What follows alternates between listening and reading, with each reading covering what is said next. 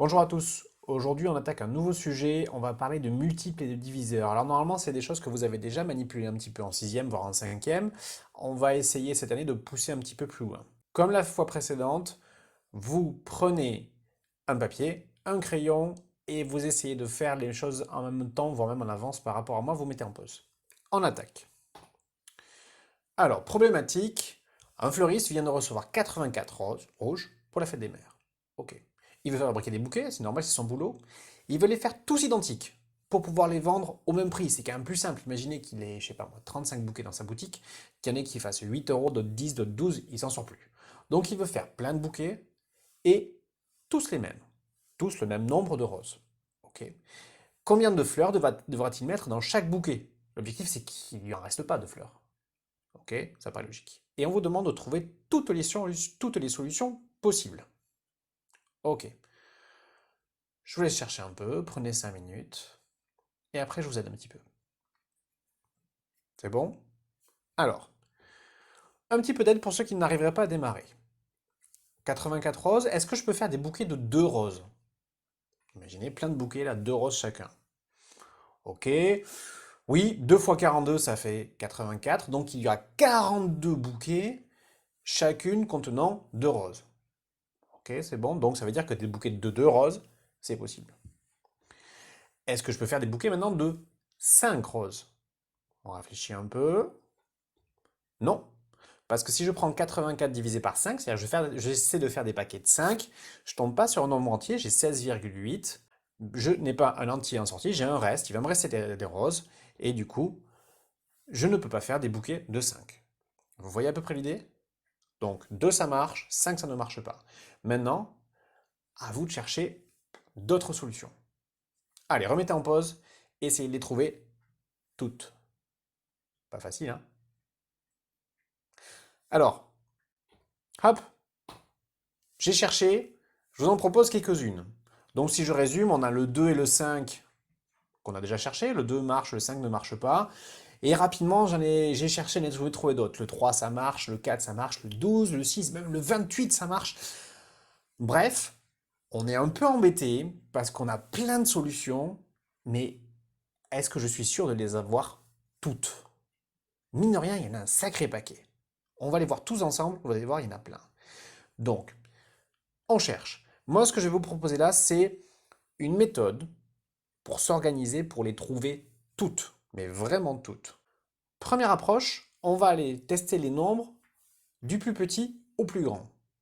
0, on peut pas, on n'a pas le droit de diviser par 0. Bah, on va commencer par le suivant, 1. Est-ce que ça marche pour 1? J'ai 84 roses. Est-ce que je peux faire des paquets de 1 rose? Oui. Ça me fait combien de paquets? 84. Ok. Mais du coup, si ça marche pour 1, ça marche aussi pour 84.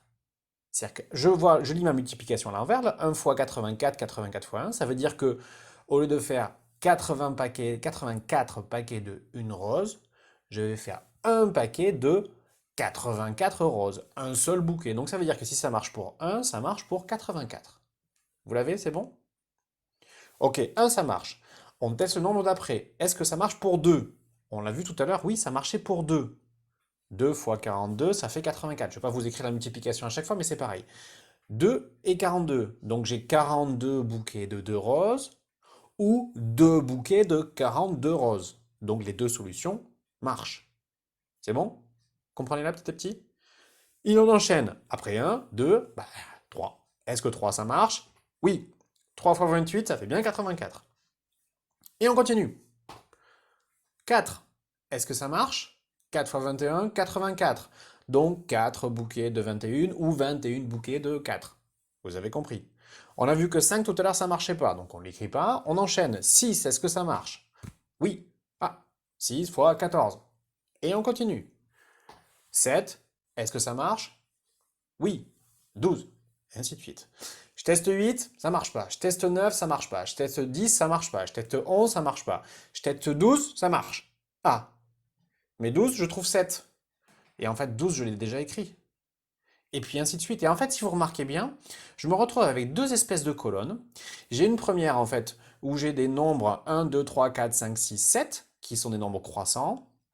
Et puis, à partir de 7, je remonte jusqu'à 12, 14, 21, etc. Donc en fait, il faut juste que je fasse gaffe là.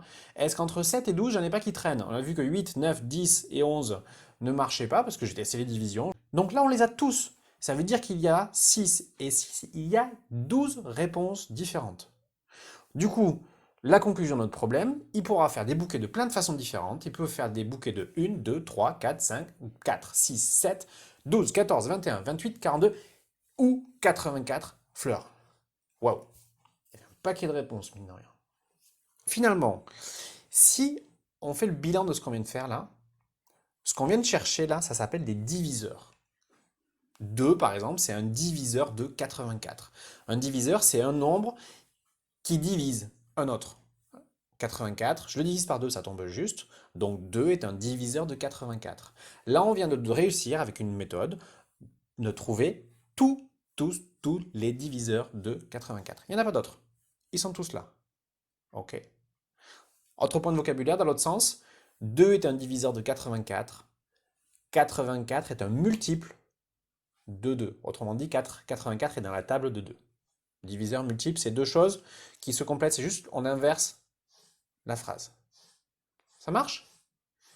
Bon courage à tous.